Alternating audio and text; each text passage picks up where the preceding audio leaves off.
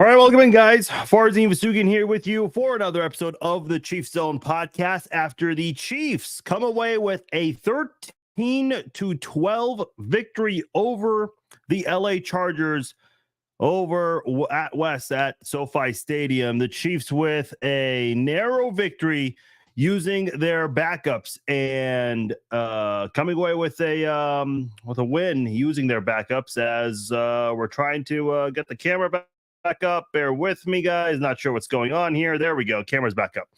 Off to a good start. But nonetheless, the Chiefs came away with a win. Mike Edwards coming away with the only touchdown of the game, and he's a defensive player. So Chiefs offensive woes continue in a game like this. A lot of things to get into here on this episode. We'll break that all down.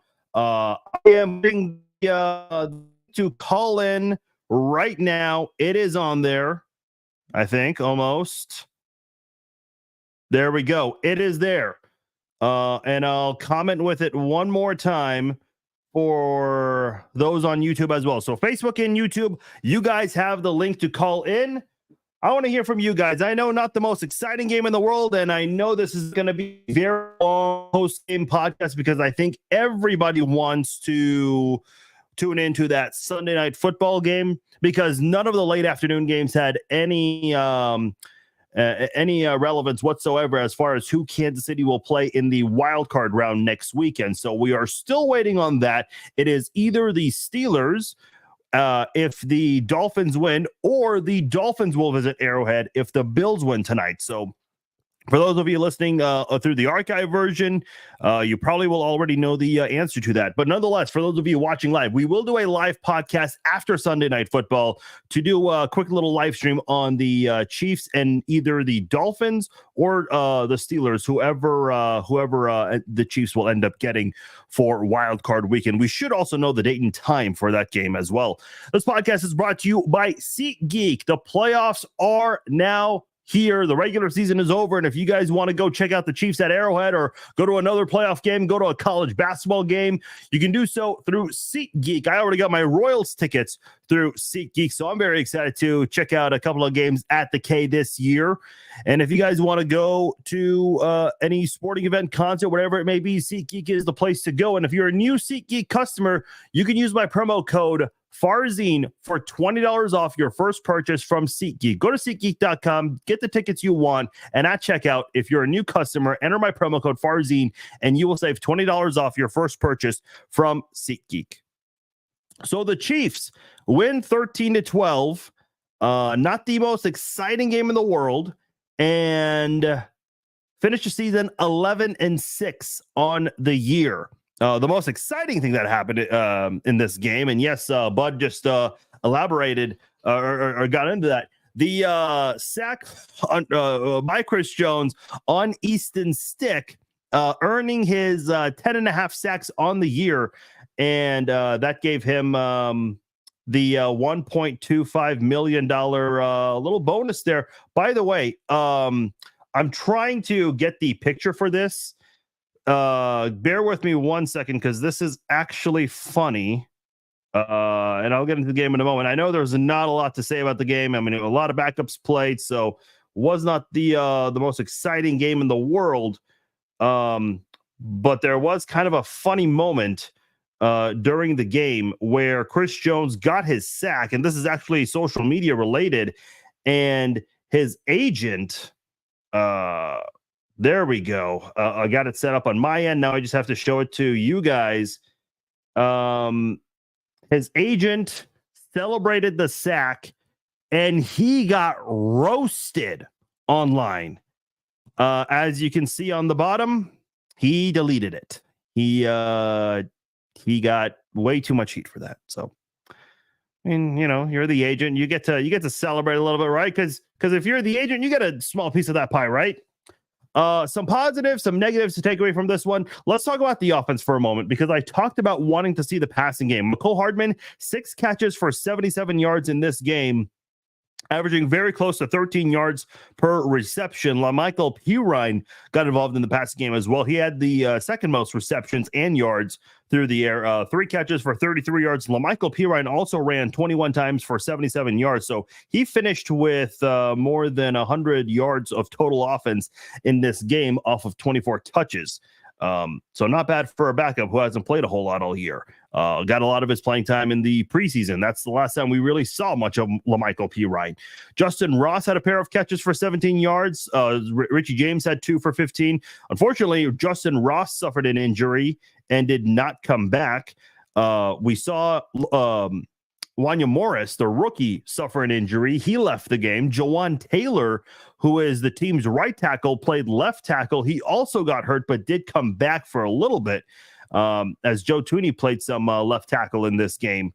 Creed Humphrey also played some guard in this game. Not the most ideal situation you want to be in. So, Gwen mentions the concern for the offensive line injuries. Yeah, that's definitely a factor going into the week. We'll have to see what happens. Obviously, Andy Reid won't have much of an update. We will learn a little more on Wednesday. You still have your key interior offensive linemen, Creed Humphrey, Trey Smith, and Joe Thuney. Those are very important guys. I'd like to see Lucas Niang play more. I would not be opposed to seeing him play more at all. I liked him in 2021. So, and I thought he did well in this game for the time we saw him. So we'll have to see what that what the details come out from that. Matthew mentions the Philadelphia Eagles look like dog crap. Yeah, listen, I think the Chiefs, and I know they're not having the prettiest of wins. And listen, today's game is no reflection of what's going to happen in the playoffs, not at all. But the Chiefs are finding ways to win. It hasn't been pretty this year, but they have the same record as the Philadelphia Eagles, who have been on a slump lately. I think it just shows you that really no one, even though the 49ers and the Ravens have the top 2 seeds, and I think those are the 2 best teams. They've played the best. The 49ers looked a little weird during that 3-game losing streak. Baltimore's had some weird games here and there, but outside of those 2, there's no clear-cut threat to go to the Super Bowl. We'll see how the 49ers do this time, if they can stay healthy in the playoffs. And for the Ravens, the thing that still hangs around with them is the fact that Lamar Jackson has a 1-3 or 1-4 record in the playoffs. So, he's still got a lot to prove going into this postseason. So no one's perfect at all when it comes to postseason and whatnot, and what we really expect from all these teams. By the way, I'm putting the link one more time in the chat. If you guys want to call in, this will be the last time I do that, because like I said, this is probably going to be a shorter podcast, because I know a lot of people want to catch the Sunday Night Football game from start to finish, and I want to try to get at least this podcast out there somewhat before the end of Sunday Night Football. So the people who listen to the archive version, maybe they can catch it on time. Maybe not. However, whatever happens. So regardless, we will do a live stream after Sunday Night Football. So come back, tune in, and check us out. We'll touch on who the Chiefs will play for a little bit before we call it a night. As far as this game goes, we talked about the offense, the defense. Really, a lot of the same things we saw on defense. I think the Chiefs continued to be that bend don't break defense, where they had that big forced fumble in the red zone by Charles Omenihu, and Mike Edwards went and took it back to the house, 97 yards. We already went over that. But the other big key part in the game, and I think this was the difference maker, kind of reminded me of last week against the Cincinnati Bengals, was when Willie Gay had that 4th down stop against the Bengals. Now, the Chargers did kick a field goal in the on 4th down, but they had the ball at the 1-yard line, where an Easton Stick was very close to running it in himself, but the Chiefs defense came up with a big stop. So they had a new set of downs starting at the 1-yard line, and the Chiefs defense absolutely shut them down, forcing them to kick a field goal. And Blaine Gabbert, he decided to take off and show off his wheels a little bit. He ran 5 times for 46 yards total in this game, and his longest was for 25 yards. And by the way, props to Creed Humphrey on that heads-up play. Even though they ruled him down, Creed Humphrey, you got to play all the way through the whistle, and sometimes the referees wait on blowing that whistle, and Creed Humphrey came in there and scooped it. Was trying to run himself.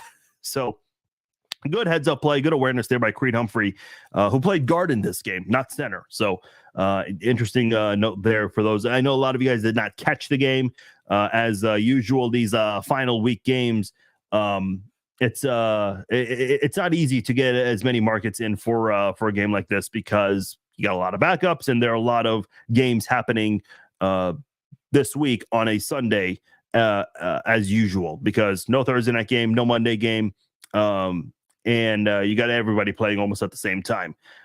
They do have a game now, so I guess that kind of replaces the Thursday and Monday games, but still, you still have a lot of Sunday action happening all at once. No bye weeks, so and nothing to play for, so not many markets got the game. But trust me when I say you did not miss much. Other than the Mike Edwards touchdown and the Chris Jones sack, you did not miss much. Now, we'll see what the final stat line will be tomorrow on websites like PFF and some other places when it all comes out. But there were some drops in this one. There were some drops. And I know there are some naysayers who will try to discredit Mahomes as much as possible, because that's just the world they live in.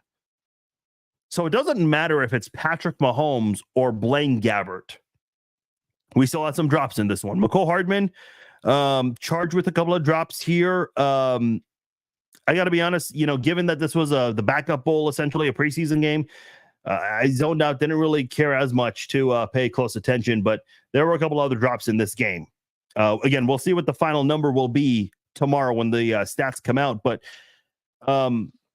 you still have drops taking place across the board on offense. Again, doesn't matter who your quarterback is, doesn't matter who your receivers are. So what is Andy Reid trying to do about this? What is Matt Nagy trying to do? What is Connor Embry, the wide receivers coach, like? What is being done at this point? Because my hope was, let's see the wide receivers go out there, showcase themselves, and try to catch some damn passes. And I think Mecole Hardman did some good things. I'm seeing John mention that Mecole Hardman should be the wide receiver too. Okay. All right. I think people are just looking for answers at this point. If your offense with Patrick Mahomes, okay, Isaiah Pacheco, he got the day off, which I'm glad, because I think he needs that rest. He's dealing with multiple injuries coming into this week, according to the injury report.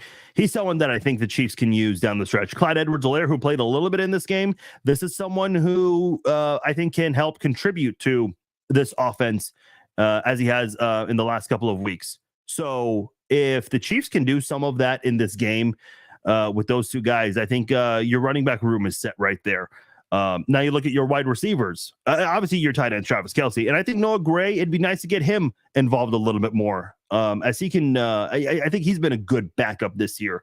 Rashee Rice obviously has played a great rookie season, and the Chiefs definitely are going to be using him a lot for the playoffs. Now, your number 2 wide receiver, a lot of people liked Richie James in that Raiders game. Didn't see much of him last week. Marquez Valdes-Scantling, obviously that infamous drop against the Eagles, and the other big play people remember with him is the pass interference that was not called against the Packers. But then last week against the Bengals, he dropped an easy touchdown pass that he could have gotten after for yards after the catch, and then another one in stride. And I know people are going to say, well, Mahomes threw it a little out of reach. Yeah, but I'm seeing college football players make that play on Saturdays. And you're very easily replaceable by a rookie this offseason, I should say, if you can't make those plays. And I think we're seeing some of these guys, their days wearing the red and gold are certainly numbered. So drops were still an issue, even without the starters. So it is a concern coming in. And listen, Mecole Hardman has had a couple of drops. His first game back as a Chief, he had a drop. Now, he did have that nice 50-yard punt return, but he also fumbled a punt return shortly afterwards when the Chiefs played the Broncos in Mile High. So, we're kind of in an odd spot with this football team where everybody, I shouldn't say everybody, but there are a lot of people outside of Kansas City, and I'm talking people in the national media, right? Because everyone feels like the national media hates their teams, but you have a lot of people out there like Pat McAfee, Rich Eisen, Chris Collinsworth, so many people out there who are Colin Cowherd, who still trust this football team that say, number one, you know, this happens to dynasties. They have their down years and whatnot. And then number two, the belief is this team can make a deep run. All they've got to do is catch the ball. Easier said than done. And the Chiefs have certainly proven that this is easier said than done because the Chiefs just have not been very good at that this season, unfortunately. Just reading some comments here. Gwen says Justin Watson is a good one to keep over MVS. I think Justin Watson, you know, I like him for depth purposes. When the fact that he's your second best receiver, it's not good. That's not really a good thing. That is not a good thing. Christopher says KU wide receiver. You said wife receivers, but I know what you meant. What is a wife receiver? Okay, let's not cross that bridge. We have very limited time tonight, so let's limit those side discussions. But KU wide receiver is better than ours. Yeah, I still remember, you know, against the Raiders, how the Chiefs looked, and then 24 hours later, when you're watching KU, well, not 24 hours, but you get the idea. A day later, you're watching KU play in their bowl game against UNLV.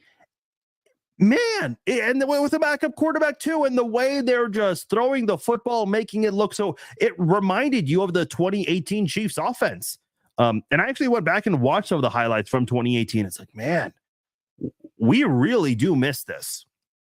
Now, by the way, Spiro Dees and Adam Archuleta, they were talking on the broadcast today that, you know, listen, understand something. I know today's game, you know, we're not using today's game as any kind of evidence of anything. But with today's game, what is your record? You're 11-6. Okay, what seed did you get? You got the third seed. What am I trying to say here? This is the worst record you've had with Patrick Mahomes so far.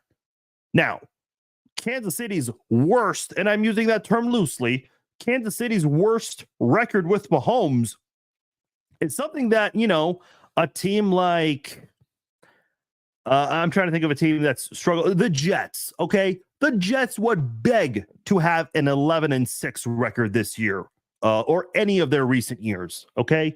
And another thing to consider, and they showed this during the game, on the broadcast, they were showing how far the Chiefs got every single year with Mahomes. 2018, AFC title game against the Pats. They lost that game. 2019, they won the Super Bowl. 2020, they lost into the Super Bowl to the Bucs. The following year, lost the AFC title game to the Bengals.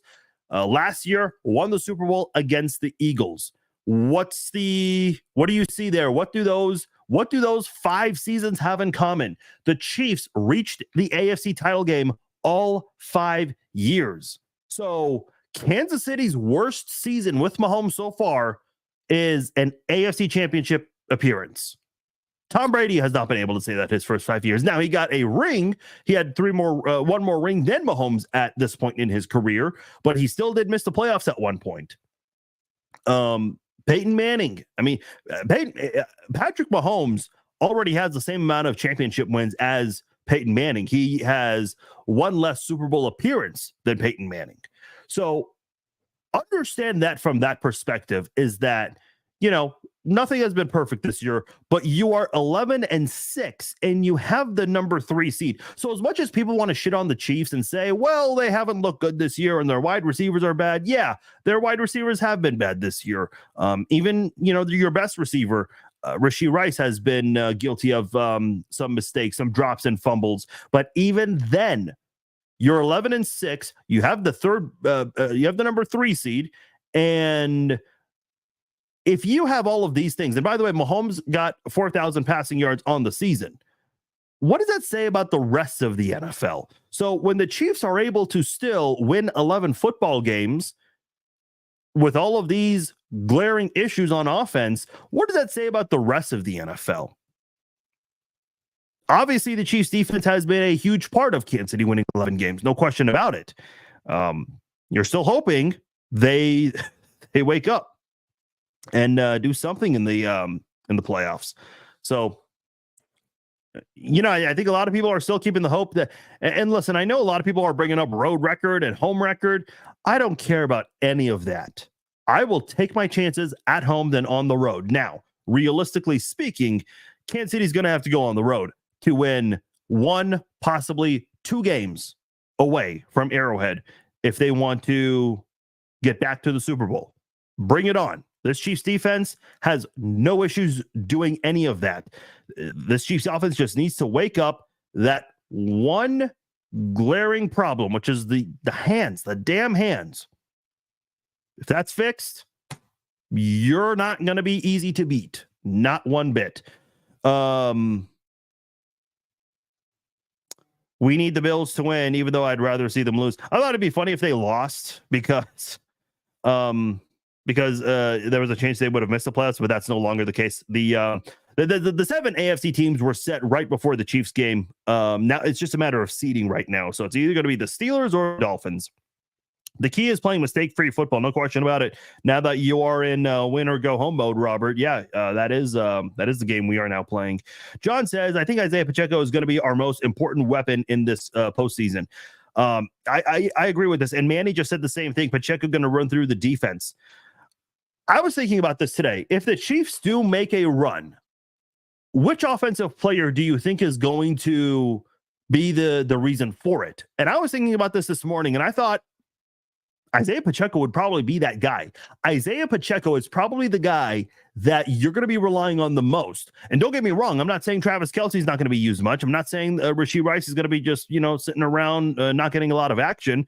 But you got to understand something. Travis Kelce, even though he was 16 yards away from 1,000, who didn't play his first game, has dealt with multiple injuries this year. Rashee Rice, a rookie who did not play as much in the first half of the season compared to the second half of the season. And again, it got 900 yards. Pacheco got 900 yards rushing too. But I just think at the end of the day, and I said this a few weeks ago, I think your most consistent offensive players this year are your 3 interior offensive linemen, Humphrey, Smith, and Tooney, and Pacheco. Those 4 players, I think, have been your most consistent players on offense. That right now, in my opinion, is your biggest strength. And by the way, let's not forget about Rashee Rice. We haven't seen a lot of this year. Rashee Rice last week played up against Cam Taylor-Britt, and I know Bengals fans were very excited for him to come back. They thought he was going to have a big game against the Chiefs. And I thought he did some. Cam Taylor-Britt did some good things, but Rashee Rice did beat him on a route. And Mahomes, something we haven't seen much this year, Mahomes threw the ball down the field, and if Rashee Rice was just a little faster, he takes that to the house for a touchdown. So, if you can, I think Rashee Rice not only is playing better, I think he's getting a lot of confidence. The thing I'm trying to get to with Rashee Rice is this guy's a rookie. So what he's done this season, that's all in the books. When you go to the playoffs, it's a different game. He's probably going to have those playoff jitters. It's your first playoff game. Listen, he's a human being. So he'll obviously feel, a type of way the morning of the game and on his way to the game and during warm-ups and as soon as the ball is kicked off. I would too. I mean, think about this. You're an NFL rookie playing the most popular sport in this country. And regardless how good or how bad your rookie season was, when you get ready for that first playoff game, when you're on the field, there will be some jitters. So, but I trust that he will still be a key part of the team. Once you get a few snaps in, it's now going to feel like any other game. You're clocked in. You're in game mode. So I'm very curious to see what we see from Rashee Rice in his first playoff game. Melissa says, who do you want us to play next week? People always ask this kind of question. The easier team right now is the Steelers because they're banged up and might be without TJ Watt, which would be huge. But I want the Dolphins, man. Bring Tyreek Hill back. Let's beat him for a second time because this big narrative the last 5-6 weeks, the Chiefs should have never traded Tyreek Hill. Well, nobody said that 11 months ago when the Chiefs won the Super Bowl. They were saying it nearly 20 months ago when the Chiefs traded Tyreek Hill. They talked about how this team was going to regress heavily. And now with the offensive struggles we've seen, somehow after the Super Bowl win, they're talking about Tyreek Hill coming back. I just really want the Chiefs to make a point in this game. Defensively, have another big game against the Miami Dolphins, because the Miami Dolphins are not a good football team when they face a stout defense. Tua's record, and I'll have it ready for you guys this week. Tua's record, when he takes a certain amount of sacks, 3, 4, 5 sacks in a game, is not very good. It's like 1 in 5 or something along those lines. A very similar winning percentage along those lines. So that is again, to answer your question, Melissa, the Steelers game is easier, but I want the Dolphins. I don't want the easy game. It's the playoffs. If you're going to go to the Super Bowl, no, there's no easy path to the Super Bowl. I don't care who you are or how good you are. I think it's going to be the Dolphins. I think the Bills are winning tonight. That's my prediction. I hope the Steelers face the Chiefs because of their run defense. Isaiah Pacheco will eat them. John says, yeah, again, I get their ideal matchups for the first round, but man, I just want the Dolphins so badly. Chris says, if the Chiefs somehow pull it off and win the Super Bowl, do you think the rumblings about Andy retiring will happen? Okay, we have not touched on this yet. Okay, thanks, Chris, for bringing this up, because I have not brought this up. So once again, we have reports. This was from Pro Football Talk. So for what it's worth, Pro Football Talk is reporting that Andy Reid is contemplating retirement. I'm not going to lie to you guys. I didn't even bother reading the article, because there was a very, very, very, very similar conversation the morning of the Super Bowl last year from, what's the name of the big buff guy for Fox? I can't recall his name right now, but he had that report, and the Chiefs just shut it down. Andy Reid shut it down after the game. And by the way, people, when they bring up Andy Reid and, you know, he's up there in age, and then they talk about his health. They don't dive into the reasons of his health, but they bring up his health. Like, okay, you're obviously referring to his weight, but you don't want to say that. You just want to call it his health. You know, either just say it or don't say it. The media, man, the media. Listen, I don't know what's going to happen. I don't know. I don't think anyone has any inside information on this. So don't be shocked one bit if a lot of people are wrong. Now, if the Chiefs do win the Super Bowl, Chris, would not shock me. Would not shock me one bit. I would bet more money on Travis Kelce retiring than Andy Reid retiring if the Chiefs win the Super Bowl this year. I will say that. And we've gone over that, so I'm not going to go into that in depth here.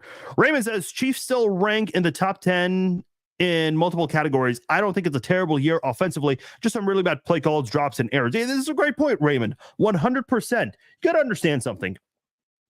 I think by the Chiefs, and Adam Archuleta and Spiro Deeds brought this up on the broadcast today.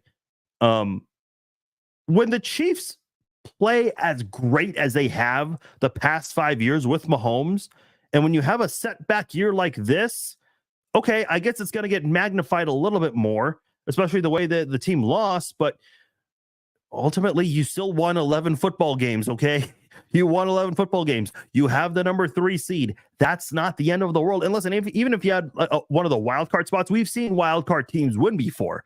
Not as often, but we have seen it before. So it's not like the Chiefs barely, got into the playoffs. Yeah, sure, got a little interesting in week 16, the loss there in week 17 when you were down 17-7 to the Bengals, but then they picked it up. So I think ultimately, the Chiefs, they have some things figured out on offense, not everything, but last week scoring 25, I know it was 6 field goals, but the Chiefs had been scoring less than 20 in some of their previous games.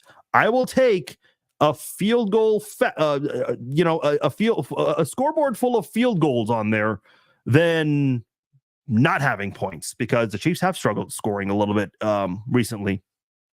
Daniel, you have called into the Chiefs Zone podcast. What's going on, Daniel? Hey, what's going on, Farzine? Hey, it was a good win. I mean, for the backups. I like the wide receivers getting a little bit of play. Do you think any wide receiver standing out that can possibly get a lot of playing time for the backups? Other than, I know Justin Ross, but he got injured.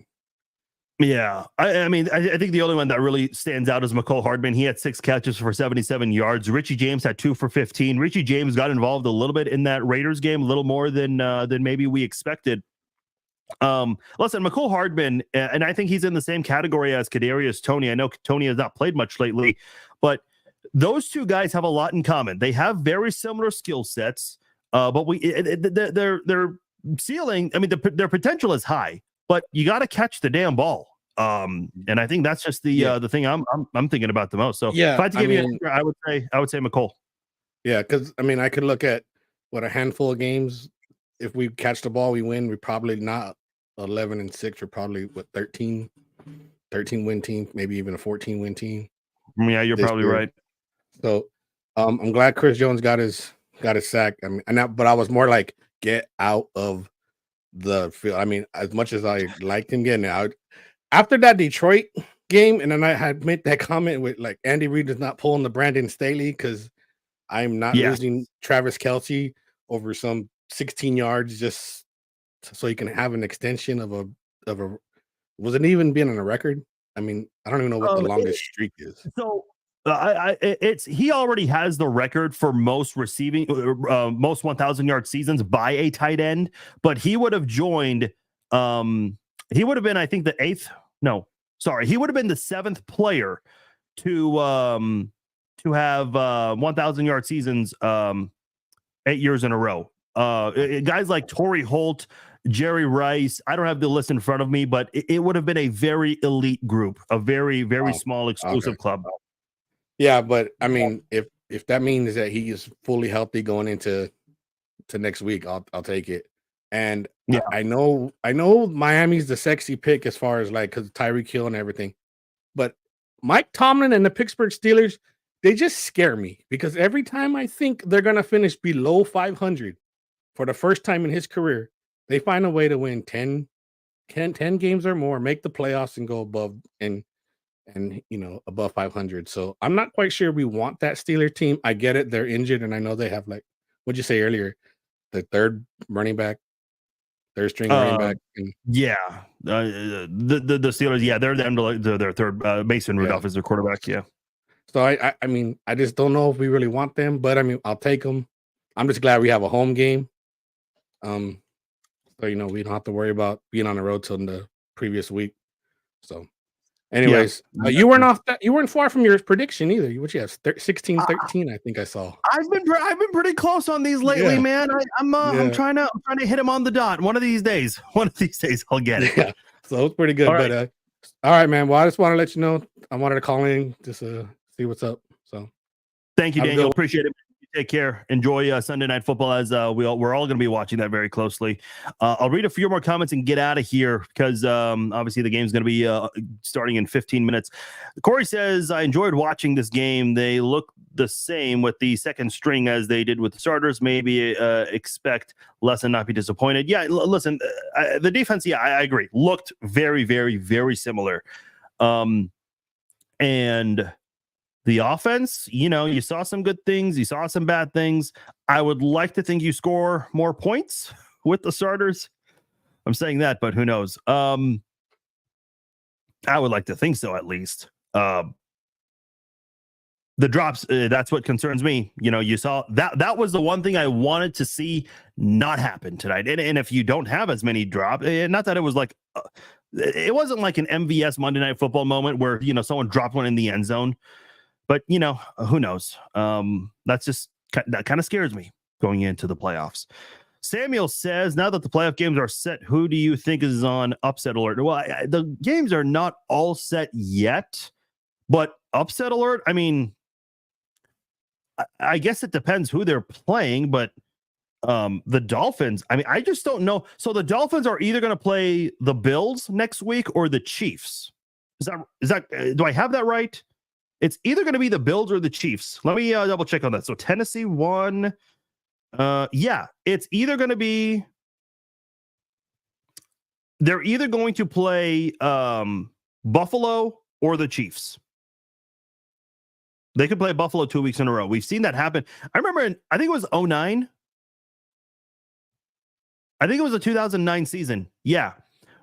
we back when we had 4 games on Wild Card Weekend, we actually saw 3 Week 17 rematches. It was either 09 or 2010, I can't remember, but the Dolphins are just not a team I think will even go far. Maybe they win one game, but I just don't know if they're going to go very far. I don't think it would take much for a team to go into Miami and beat them. Now, if they visit Kansas City, I don't know if it would be viewed as an upset, but they have been that hot offensive scoring team this year, so I don't know. Renee likes McCole better than Tony. Yeah, I guess. I mean, given that Tony's had a lot of balls go off his hands for an interception, and McCole, I guess, hasn't had that yet. I guess it's okay to that might be the view that some people have. MVS is the one who drops the ball. It's not the only one, Danny. It's what is it? 40 some drops on the year. I mean, it's obviously it doesn't all come from one person. There's no such thing as an easy victory any given Sunday or Saturday. No, I agree with you, Gwen.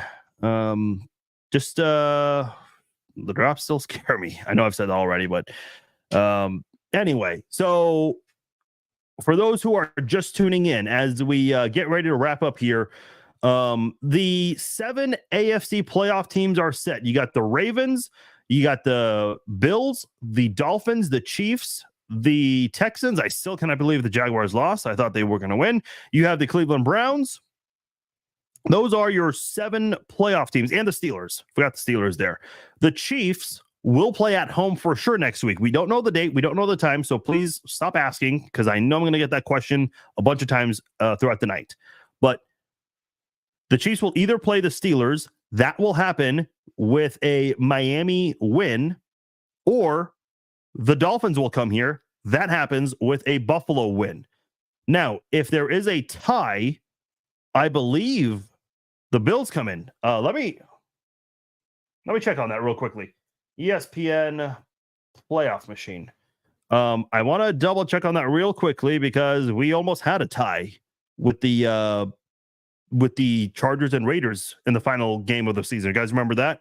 So if there is a tie, yes, Miami holds on to the 2 seed. Buffalo is currently the 6 seed. And the only way Buffalo stays at number 6 is a tie. So a Bills win, Miami comes to KC. A Miami win, you get the Steelers. And if it's a tie, the Bills come to town. So those are your 3 outcomes. The 3 different possibilities for Wild Card Weekend at Arrowhead Stadium. Robert says, don't forget what MVS and Tony did in the playoffs last year. Robert, I agree with you. And I know that's been brought up a lot, but you got to understand that was last year. What they've done this year kind of scares the shit out of you. I mean, does it not?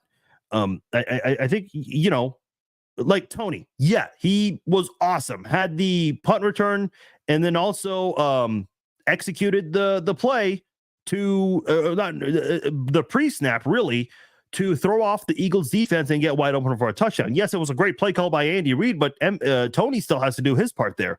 I know MVS was huge in that AFC title game, especially when 3 receivers went down in that game against the Bengals. But those were 11, 12 months ago. When you look more recently, and again, we are in a world where, what have you done for me recently? MVS and Tony have not done a lot for you. Tony's yard per catch average is severely low for a wide receiver.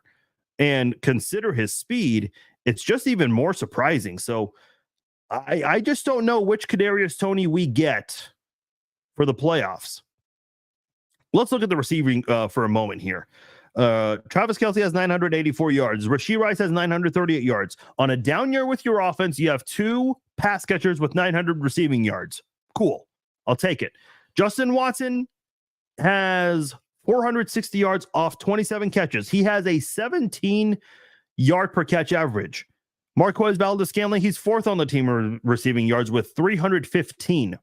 He's averaging 15 yards per catch off 21 catches. Half the time he's been targeted, it's been missed, which is not very good. Noah Gray, 28 for 305 yards. Sky Moore, who has not played for a while, he has 14 catches for 244 yards. Isaiah Pacheco also has 14 catches for 244 yards.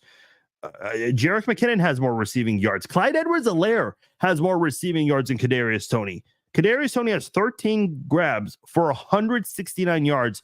That's an average of 6.3 yards per catch. That scares the shit out of me, man. That scares the shit out of me.